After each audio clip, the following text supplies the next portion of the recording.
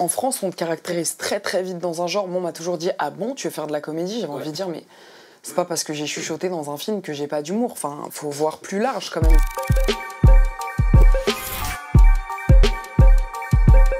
Comment tu vas vers l'improvisation? Comment tu vas vers cette petite troupe de Vers théâtre? les cours, franchement par hasard, par élimination un peu. J'ai la chance de mes parents ils me disent voilà, si tu veux tu peux choisir une activité. J'étais un peu bloquée, mon père il est prof de guitare, il a plusieurs boulots mais il est prof de guitare, ça m'avait un peu bloquée parce qu'on avait travaillé en famille et forcément en famille tu te permets beaucoup plus de choses. Le solfège ça avait été radical pour moi avec la musique, ça m'avait pas plu. J'étais pas forcément sportive et il y avait un cours de théâtre et d'impro dans mon quartier, c'était très très simple. On était plein d'élèves, fallait choisir un mot et improviser et je m'étais retrouvée à trouver ça assez drôle et à surpasser ma timidité, c'était simple quoi. C'est une question assez basique, mais je pense qu'il peut aussi faire tout le fil de l'interview. C'est qu'est-ce qui te plaît tant en fait dans l'idée de faire des films? Aujourd'hui, on a un truc où on a vachement envie de tout cérébraliser, approfondir, de trouver des conclusions, des théories et tout. Mais c'est purement le fait de se dire on va raconter une histoire et tu vas me dire si t'y crois. C'est un peu comme quand tu joues au loup-garou et que, tu vois, enfin pour moi c'était quelque chose d'assez... de se dire tiens, je peux rendre justice à un personnage, je peux incarner la morale de quelqu'un qui n'est pas du tout la mienne et essayer de lui rendre justice, je peux essayer d'avoir l'air vrai dans quelque chose qui me ressemble pas. Ce sentiment de pur jeu, ou en tout cas moi j'essaye de le garder pour toujours, dans le sens où voilà, il y a un émerveillement à se dire tiens, est-ce que j'en suis capable? Est-ce que je suis capable de jouer quelqu'un de si différent? Est-ce que je suis capable de composer? Et moi quand j'étais petite, j'adorais les Ace Ventura, les Jim Carrey, etc. Tous ces génies un peu du burlesque où je me disais waouh, comment il fait? Et c'est plus en grandissant après que je me suis posé des questions à me dire comment il l'a fabriqué. Moi je suis arrivée tellement rapidement et avec beaucoup de chance dans ce jeu-là, qui est l'industrie du cinéma, que je me suis dit il va falloir que je trouve une méthode de travail.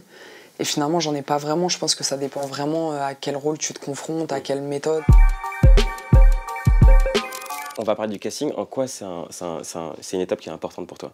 Je passe sincèrement beaucoup plus de casting que j'ai de propositions, mais ça me dérange pas parce qu'une fois de plus, il y a ce jeu-là de se dire tiens, est-ce que je vais y arriver? C'est une compétition juste dans le sens où, et c'est ça d'ailleurs qui peut être un peu dur et injuste, c'est que ça dépend pas que toi. Déjà un casting, ce qui est violent, c'est que c'est le moment. Des fois, t'es dans les escaliers, t'as répété ta scène et tu sais que t'as été juste, tu l'as ressenti et t'arrives et tu te sens sèche, t'y arrives moins bien. Parfois, ça n'a rien à voir avec toi, c'est juste comment le réalisateur va se projeter dans un personnage en fait. Mais parfois tu sens des trucs, enfin... Il y a l'idée aussi de prouver quelque chose par rapport au fait que tu puisses le faire, et je pense forcément au casting de Mandibule, t'as envie de... Ouais, je veux trop l'avoir. Sybille et Mandibule, c'était vraiment des rôles où j'ai même assumé au casting de dire franchement, je vais pas te mentir, je le veux. Chose que j'aurais jamais osé faire avant, d'assumer, de dire à quelqu'un voilà, je désire trop ce rôle. Bah, par exemple, Mandibule, j'avais lu le scénario, il y avait juste écrit psychotique à côté de mon personnage d'Agnès, et quand je suis arrivée au casting, il y avait Quentin et David, et je lui ai dit ouais, voilà, c'est quoi pour toi psychotique? Enfin, ça peut être large, ça peut être profond. Il m'a dit je veux que ce soit quelqu'un voilà, de cérébralement atteinte, dans l'élocution, etc., de très très atteinte, avec un volume particulier, mais par contre qui soit très pur, très sincère, mais je veux que tout ce que tu fasses avec ton corps, etc., ce soit faux. Et pour le coup, Mandibule, c'est un rôle que j'ai pas du tout travaillé. Je me suis dit ne te pose aucune question, essaye d'avoir 4 ans et demi, enfin, je pensais à mon fils, je pensais aux sorties d'école. Ne calcule rien, sois jamais en posture et essaye de retrouver cette insouciance-là qu'on a quand on est petit, en fait. Tout le monde connaît la règle, mais on va la répéter pour les petits nouveaux qui savent rien. Dans tous les dîners civilisés, même en voyage au bord de la mer, on commence à manger quand la maîtresse de maison a terminé sa première bouchée. Ok, d'accord. Par contre, t'es pas obligé de nous gueuler dessus, hein, on n'est pas des clébards. On te fait pas mal de propositions, et en dehors des castings sur lesquels tu vas, comment, quand t'envoies des scénarios, tu les choisis? C'est quoi ton premier? Est-ce que t'as des critères en tête, ou est-ce que c'est juste un truc de... Non, j'ai pas de critères en tête, t'as toujours de la curiosité, mais comment je les choisis? Bah, je pense déjà en ayant raté certains choix, c'est là où t'apprends le mieux.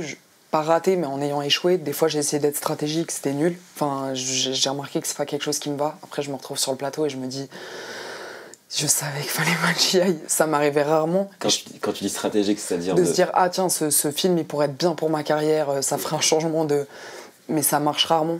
Enfin en tout cas sur moi ça marche pas du tout parce que du coup je suis pas épanouie. Mais je pense que c'est à l'instinct. C'est de se dire tiens, est-ce que j'ai envie de défendre cette histoire? Est-ce que j'ai envie de rendre justice à ce personnage? Et je pense que c'est le personnage, l'histoire et qui la raconte après. Et après, parfois, est-ce que c'est aussi par rapport au dialogue, la façon dont sont écrits les dialogues, la musique des dialogues peut t'aider aussi à te dire, ok, au-delà du personnage, il y a aussi une façon de faire qui peut être intéressante pour toi? Tu veux dire comment mon personnage y parle? Ouais. Non, je pense que c'est plus profond que ça. Par exemple, un film comme Rien à foutre, il y a une grande économie de mots. C'est des choses assez banales. Quand Abdel il vient me voir avec La vie d'Adèle, enfin il vient pas du tout me voir d'ailleurs, je passe 6 mois de casting, mais quand il me raconte le film, il me dit voilà, c'est une fille qui croise la route d'une autre fille et ça va changer leur vie. L'enfance, c'est ça, hein, c'est l'âge où vous en sortez, j'espère. C'est l'âge où on n'est pas encore assez mûr, on n'est pas encore assez fort. T'es gênée? Ouais, un peu. C'est marrant. Et finalement, je crois peut-être plus aux banalités où tu te dis ouais et après, mais je pense que c'est plus ça qui peut changer ta vie, où tu peux raconter beaucoup de choses. Mais j'ai pas de genre, j'ai pas de type. Je trouve que le cinéma, c'est un grand terrain de jeu où tu peux apprendre plein de choses et où du coup, tu t'ennuies rarement. Mais c'est plus à l'instinct et avec le cœur. Si j'ai pas la foi en ce que je raconte, si moi j'y crois pas, ça n'existera jamais. Si un film me touche beaucoup, je peux devenir un peu folle et me renseigner. Mais par exemple, je sais que ça va plus m'aider, moi, pour mes rôles, ou m'inspirer de regarder des documentaires. Je vais plus m'inspirer de pardon, tu vois. Ouais. Ce qui filme, d'être à hauteur d'homme en permanence, de pas moraliser les choses, de filmer que ce soit purement la folie, ou tu vois, la psychiatrie, ou la solitude, comme il l'a fait dans 12 jours, que des gros acteurs américains, même si j'adore regarder leur masterclass et que ça m'intéresse quoi qu'il arrive. Il y a des films, le film de Sean Penn, je suis allée dans son association à Haïti. What are you doing here? Any girls with you? You all right? No, I'm not alright. Il y a des films où ça va être très concret, rien à foutre, j'ai fait une formation d'hôtesse de l'air. Le métier, c'est ce que tu fais, tu apportes des cafés. Tu vas forcément pas comprendre en fait. Enfin, si je servais des cafés, je travaillerais au Starbucks, tu vois ce que je veux dire. Mais par exemple, un film comme Mandibule, je me suis dit ne travaille rien et franchement, ça passe ou ça casse, mais quand il va, essaye.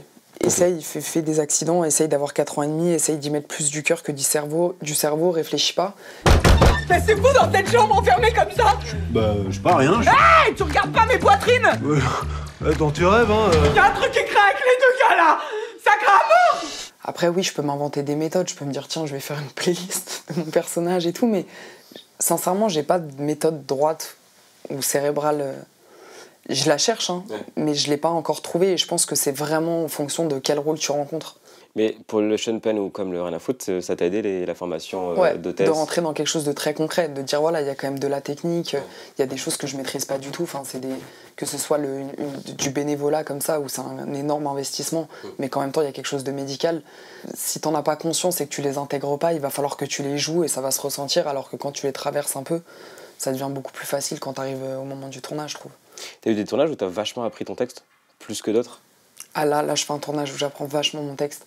C'est le film de Jeanne Herry, c'est sur celle qui a fait Pupille, c'est sur la justice reconstructive, c'est trop intéressant. Moi, je joue une victime et j'ai beaucoup de scènes de médiation avec Élodie Bouchet. Soit je demande à ma voisine, soit je demande à un pote à moi, donne-moi la réplique, direct si je dis un... Un truc de travers, ouais. Comment je sais qu'on va me croire? Si t'y crois. Enfin, tu vois ce que je veux dire? Je trouve que des fois, il y a des choses dans la vie où si toi t'y crois, ça existera aux yeux des autres et c'est peut-être aussi simple que ça. Justement, je me rappelle dans Jim Carrey, dans le film, tu sais, le film parallèle qu'il a fait, Jim et Andy. He blew my mind.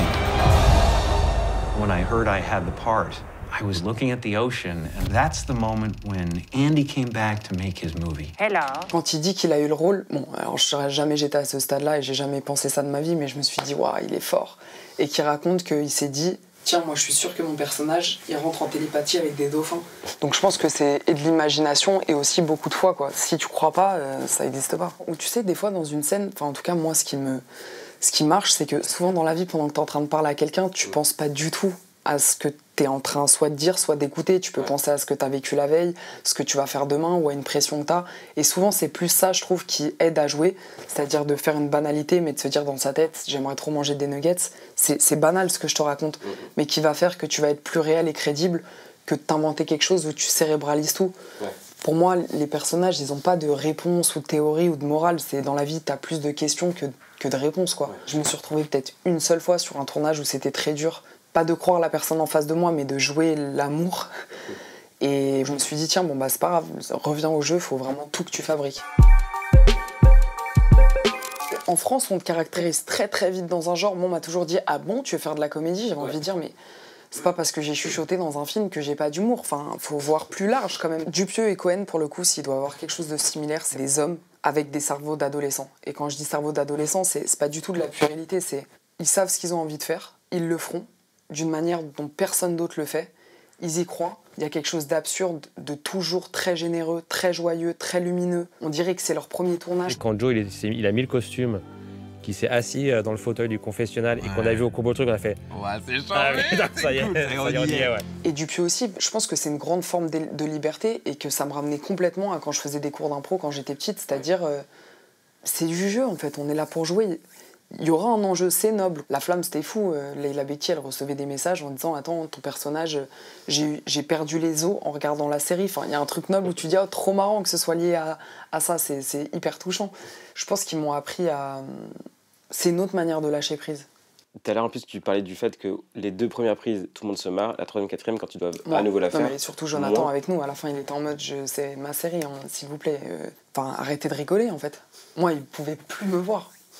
Tu disais que te marrais sur le tournage. Moi, il y a beaucoup de scènes où je suis coupée parce que je rigolais. Il me disait mais tu travailles. Attends, Valérie, tu as pété? Mais non, Marc, je te jure que cette fois, je n'ai pas pété. C'est irrespirable, je vais faire un malaise. Toute prétention, chez Jonathan et chez Quentin, c'est quand même très bien écrit. En vrai, il n'y a pas du tout d'improvisation chez Quentin. On dirait une partition de musique, c'est extrêmement précis. Il sait exactement ce qu'il veut, donc il donne un peu le rythme. D'avoir eu la chance de travailler avec le maître de l'absurde, c'est-à-dire Dupieux, en même temps avec l'autre maître de l'absurde et de Jonathan Cohen, dans la même année, je me suis dit oh, mais je me sens trop bien en fait, je suis trop chanceuse. Dominique